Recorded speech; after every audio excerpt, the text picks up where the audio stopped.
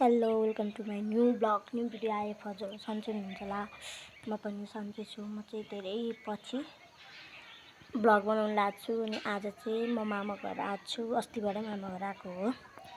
21 गते चाहिँ मेरो हजुरबुवाको श्राद्ध थियो। आज भने लाखपति बाल्ने अरे अनि पूजा लाउने अरे। त्यही भएर आजबाट ब्लग बनाउन स्टार्ट गरेको छु। सबैजनाले हेरिदिनु होला। दिदी हाई भन्दैन, हाई भन्, हाई भनिदेऊ, शिवम हाई भन्, ब्लग हाई भनिदिनु न।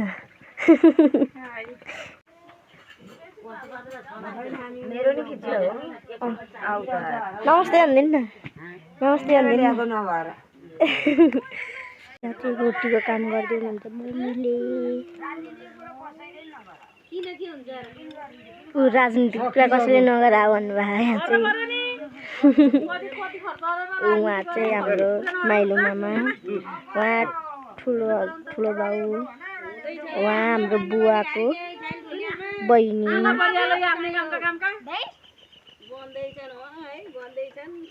राजनीतिकको कुरा हुँदैन। यिनीहरूले यहाँ माला हुँदैछन्। देखाइदियो नि त माला। हेलो भनिदिनु न मामा, मामा हेलो भनिदिनु न। त्यहाँ चाहिँ रोटी बनाउनु लानुभयो माइजूले।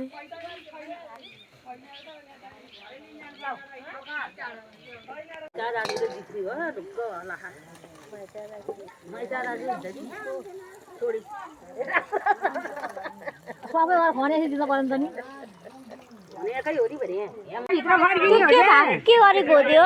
बाहिर र भित्र फर्किने हो। यो द्वार मात्र गरे।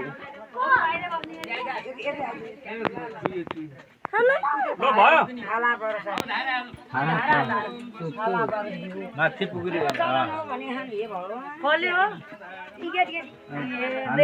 पूजा लाको अनि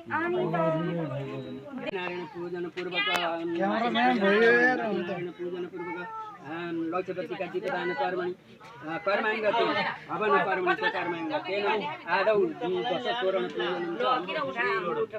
अवश्य पूजा ओम श्री धनदा नन्दा आदि गरेका 10 तोरण मात्र पूजन यागछ यति या पूजन गरुनी तावतम सुधि माइजो दिदी अब त्यतैबाट धुनु उता मन्दिरै भन्नु हो त्यता